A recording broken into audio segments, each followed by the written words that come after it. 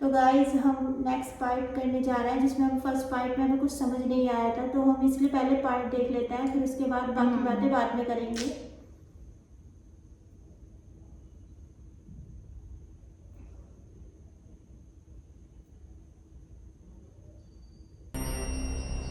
सारे प्रहरी जागृत है भीष्म। तुम्हारी व्यवस्था में कौन सो सकता है? प्रणिपात राजमाता। एकांत।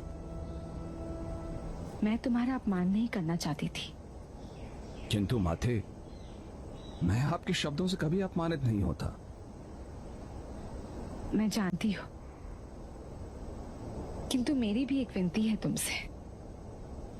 तुम विचित्र वीर्य के साथ इतनी कठोर मत बनो। इनके पिता कहाँ हैं? इन्होंने जो इनसे प्रेम करते हैं, मतलब वो कहाँ हैं? वो मर चुके हैं। जिसके सर से पिता की छत्र छाया हट जाती है, उसके लिए जीवन की ताप, वर्षा, इन सब का अनुभव अधिक दुखदायी होता है। कठोर बनना मेरा कर्तव्य है राजमाता। शिक्षक वही होता है जिसके हृदय में क्षमा हो और हाथों में दंड हो। विचित्र वीर्य का कठिन परिश्रम करना आवश्यक है। जिस मनुष्य की देह कोमल रह जाती है, उसका हृदय अपने आप कठोर हो जाता है और वर्षों तक अपने आप को कष्टों से बचाने के लिए ऐसा मनुष्य दूसरों को कष्ट देता है। नहीं राजमाता, कठोर हृदय का राजा हस्तिनापुर के सिंहासन पर बैठने योग्य नहीं हो सकता।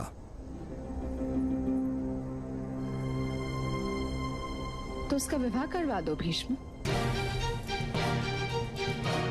जीवन का भार ही जीवन का शिक्षण है। काशी नरेश ने तीनों कन्याओं का स्वयंवर इसी समय आयोजित किया है।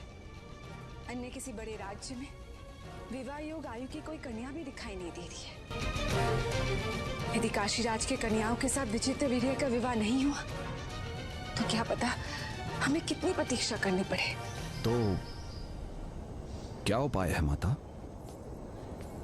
तुम हस्तिनापुर के प्रतिनिधि के रूप में जाकर उन 3 कन्याओं को जीत कर ले आओ।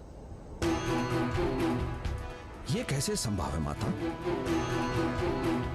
कन्या समर्थ पुरुष से विवाह करती है, समर्थ राज्य से नहीं। इस प्रकार विचार करो भीष्म कि हम उन 3 कन्याओं को हस्तिनापुर जैसे महान राष्ट्र की साम्राज्ञी बनने का अवसर दे रहे हैं। हम उन पर उपकार कर रहे हैं। क्षमा करें माता, किंतु मेरा मन नहीं मानता।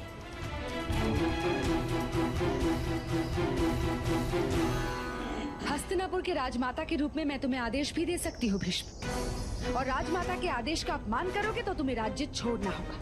और तुम तो सिंहासन से बंधे हुए हो, स्वयं अपने प्रण के कारण तुम ये राज्य भी नहीं छोड़ सकते।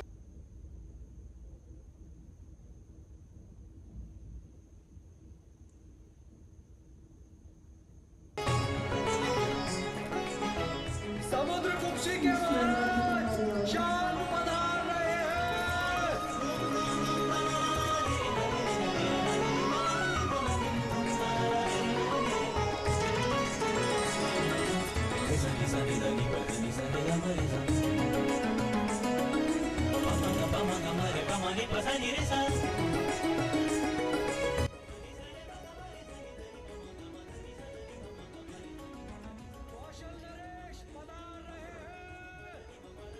अच्छा, सब राजाओं की महाराजों की एंट्री हो रही है, मतलब वो भी आएंगे फिर यहाँ पे।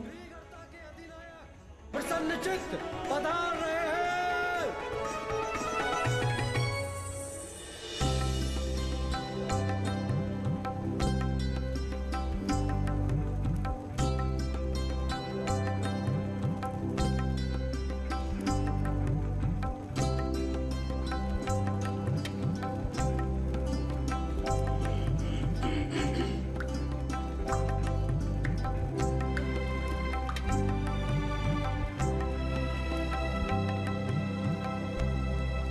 खुशबू बना रही है। इस सुवास को देखिए राजकुमारी, ये कामपल्य है।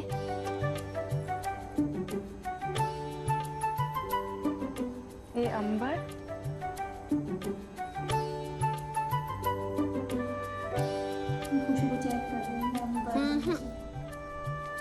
जीजी को तुम्हारी ये सुवास नहीं चाहिए सुवासक।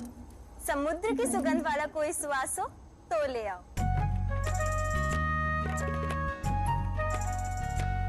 क्यों? समुद्र की सुगंध वाला सुहास क्यों अंबिका जीजी? समुद्र कुक्षी के राजा शार्क के साथ विवाह करने वाली है ना। जीजी ने तो अपना पति चुन लिया है, जानती नहीं? मेरे तो हाथ कांप रहे हैं जीजी। पति का वरण कैसे किया जाता है मैं तो कुछ भी नहीं जानती। और आज स्वयंवर में मैं किसके कंठ में वरमाला पहनाऊंगी? अंबालिका,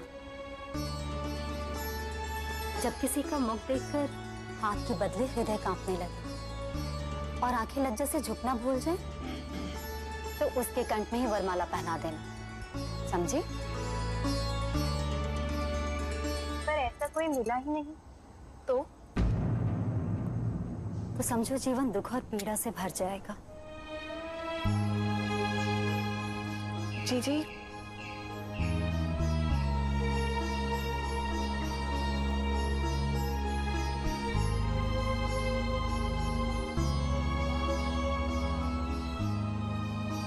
किंतु मुझे पूरा विश्वास है कि तुम दोनों को भी अवश्य ऐसे पति मिलेंगे जिन्हें देखकर तुम्हें दुनिया के सारे सुख छोटे लगेंगे।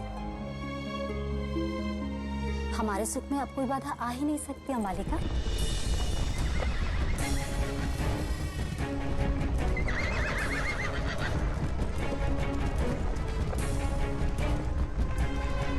ये जा रहा है, मुझे लग रहा है इनको वहाँ पर नहीं करेंगे।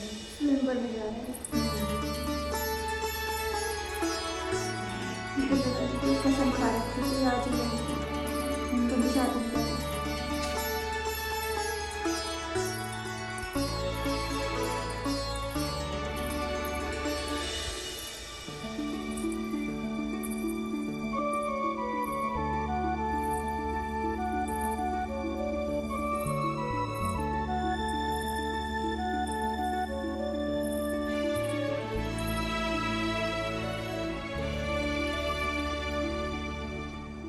आर्यवर्त के सभी युवराजों, राजाओं और अधिनायकों का काशी में स्वागत है।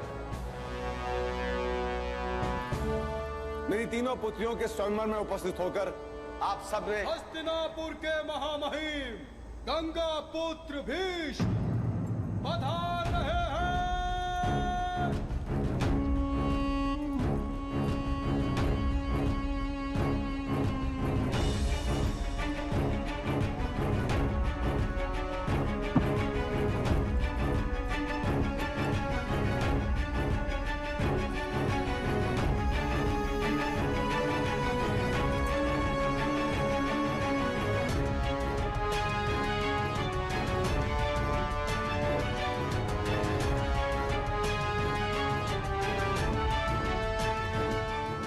काशी नरेश,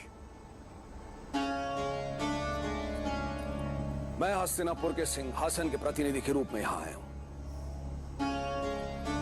हमारे युवराज विचित्र वीर के लिए आपकी कन्याओं का दान मांगता।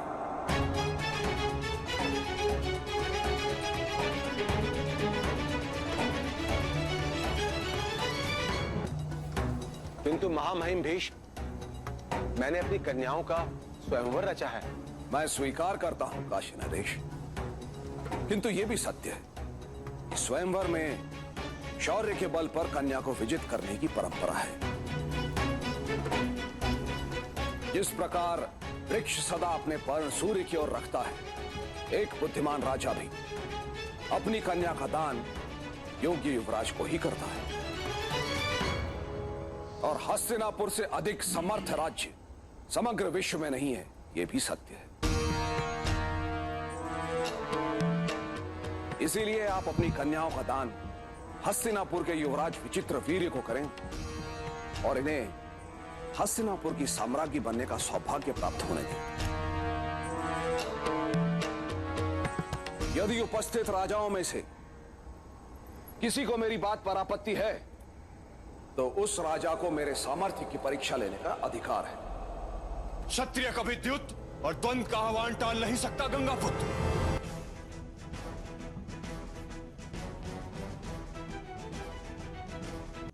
तो गाइस बहुत मजा आ रहा है, अब देखते हैं आगे क्या होता है। अब मुझे ये हो रहा है कि मतलब क्योंकि वो तो उनको पसंद करती थी, मतलब वो उनसे ही शादी करना चाहती थी। हाँ, अभी नेक्स्ट पार्ट में पता चलेगा कि शादी किससे होती है, क्या होता है गाइस।